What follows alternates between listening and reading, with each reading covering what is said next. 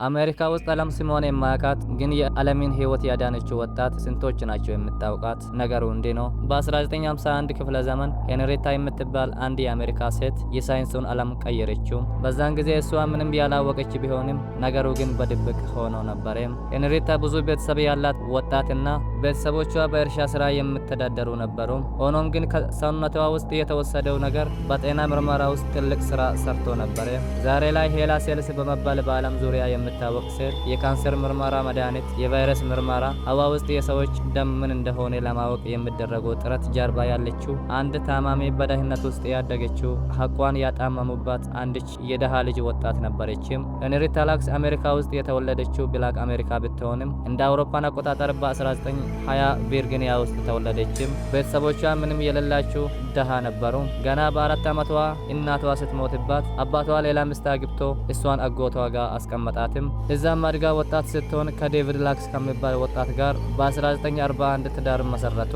በመሃላቸውም 5 ልጅ ወለዱ። ሄንሪታ መጫወት የምትወድና ሰዎችን የምታስቅ ተጫዋች ነበረችም። በድንገት በ1951 ዕድሜዋ 31 ሲሆን ትልቅ ህመም አጋጠማትም። ሄንሪታ በፍጥነት ወደ ሆስፒታል አቀናችም። ዶክተሮቹ ሲመረመሯት የማህፀን ካንሰር እንዳለባት አወቁ።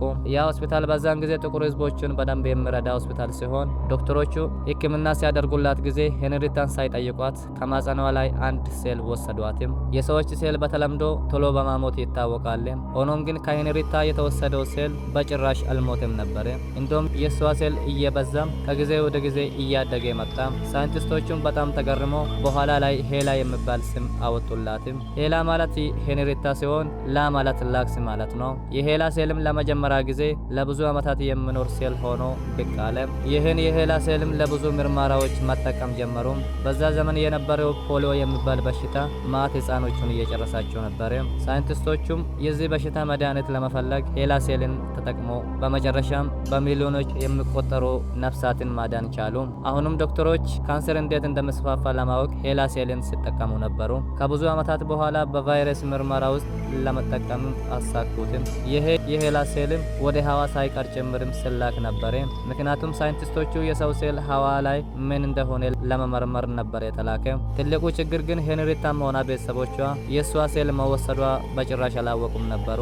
ብዙ የምርመራ ተቋምና ካምፓኖቹም ከእሷ ሴል በቢሊዮን የሚቆጠር ገንዘብ እያገኙ ነበሩ። ግን የሄንሪታ ቤተሰቦች ለረጅም ዓመታት ድህነት ውስጥ ነበሩ። ያ ነገር እየተስፋፋ በሄደ ልክ ጥያቄ እያስነሳ መጣ።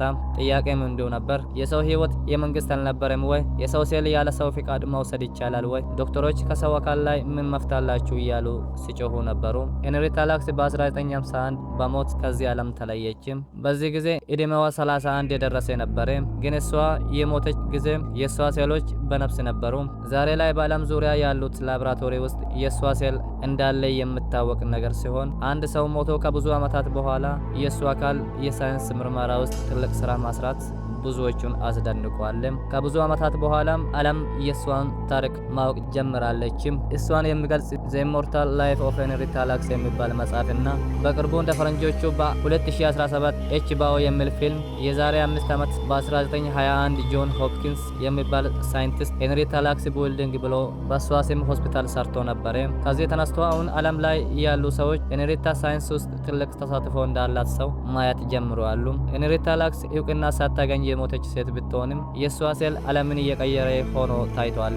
ዛሬ ሳይንስ ሲባል በመጀመሪያ ስሟ የምታወስ ሄንሪታ ላክስ ናት።